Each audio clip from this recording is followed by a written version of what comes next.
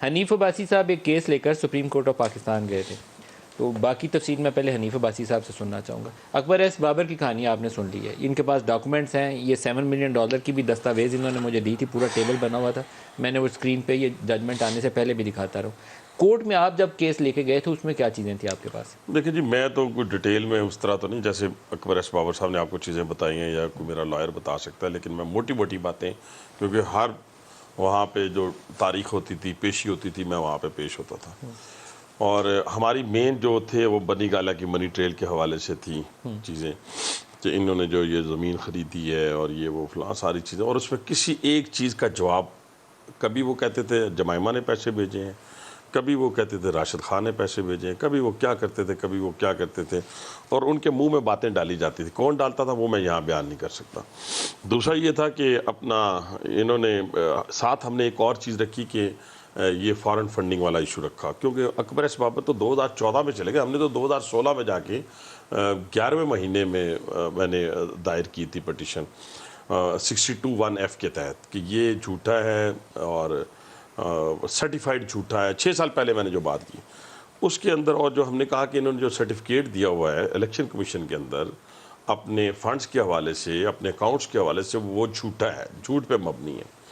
بہرحال اس پہ باقی چیزیں انہوں نے خود ہی کہہ دیا، ہاں جی راشد نے بھی دیے پیسے، فلاں نے بھی دیے، کبھی فلیٹ بکا، کبھی جمائمہ نے دیے، کبھی راشد خان نے دیے، رائٹ لیفٹ کرتے کراتے اس کو تو انہوں نے کلیئر کر دیا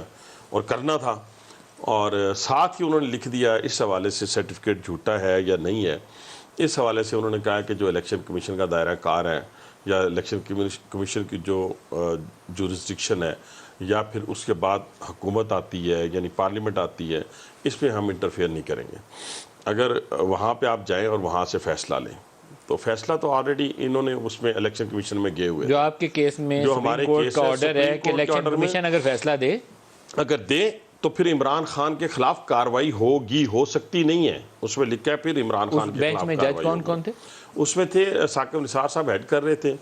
عطا بندیال صاحب تھے، اور ایک فیصل ارد تھے میرا خیال ہے۔ یہ موجودہ چیف جسٹس جی بینچ کا حصہ اس میں تھے، تھے، اس میں تھے، تو وہ پھر اس ان میں کی تھے۔ اپنی دی ہوئی ججمنٹ جو ہے وہ جی مثال کے طور پر سامنے آئے گی، کیونکہ جی اب تو الیکشن کمیشن کا جی، فیصلہ آئے گا نا میرا بھی زیادہ جو اس وقت بھی انہوں نے جو مجھے کہا نا، پوچھا، انہوں نے کہا جی ہمارے وکیل سے کہ آپ پارٹی بین کرانے آئے ہیں یا اس کے اپنا اوپر آئے ہیں، لیڈر کے حوالے سے آئے ہیں، 62(1)(f) کے حوالے سے آئے ہیں۔ اس وقت میں نے بھی وہاں کھڑے ہو کے کہا، اور ہمارے لائر شیخ اکرم صاحب نے بھی کہا، انہوں نے کہا جی ہمارا مقصد یہ ثابت کرنا ہے کہ یہ جو پارٹی لیڈر ہے یہ جھوٹا ہے، اور 62(1)(f) کے تحت ہم یہاں پہ آئے ہیں۔ تو اس کے اوپر پھر انہوں نے پوری ججمنٹ لکھ دی، یہ اللہ کا کرنا تھا، اور ان کی ثابت قدمی تھی اکبر ایس بابر صاحب کی کہ وہ کھڑے رہے وہاں پہ۔ تو ابھی آپ کا دوبارہ ارادہ ہے کہ 62(1)(f) کی دوبارہ پٹیشن لے کے جائیں گے؟ اب یہ تو کچھ چیزیں تو جیسے ڈکلریشن ہے اس کے اوپر تو لکھ دیا انہوں نے، الیکشن کمیشن نے جو فیصلہ دیا ہے وہ تو حکومت کو ریفر کر دیا، وہ تو حکومت کی مجبوری ہے، وہ تو سپریم کورٹ جانا ہی جانا ہے، اس میں تو کوئی دوسری رائے ہے ہی نہیں۔ لیکن حنیف عباسی ذاتی طور پر جانا چاہیں گے؟ نہیں، دونوں چیزیں، میں تو دیکھیں نا حکومت کا حصہ ہوں، صحیح۔ مجھے ذاتی طور پہ پرائم منسٹر کہیں گے تو میں صبح چلا جاؤں گا، صحیح، اب کسی اور کو ذمہ انہوں نے لگانا ہے، لیکن حکومت جائے گی اس کے اوپر، حکومت جائے گی دونوں چیزوں پہ علیحدہ علیحدہ، 62(1)(f) عمران خان کے حوالے سے۔ یس، اور پارٹی کے حوالے سے جو آپ ڈکلریشن پارٹی کی بھی ڈیکلیریشن کینسل کرانا ہم نہیں کرنا چاہتے، الیکشن کمیشن کا فیصلہ ہے، ہماری تو مجبوری ہے، ہم نے تو الیکشن کمیشن کے فیصلے کو اوبے کرنا ہے، اس کو فالو کرنا ہے، اور پھر وہ سپریم کورٹ میں جانا ہے، جو supreme court honourable supreme court فیصلہ کرے گی اس کو ہم قبول کر لیں گے۔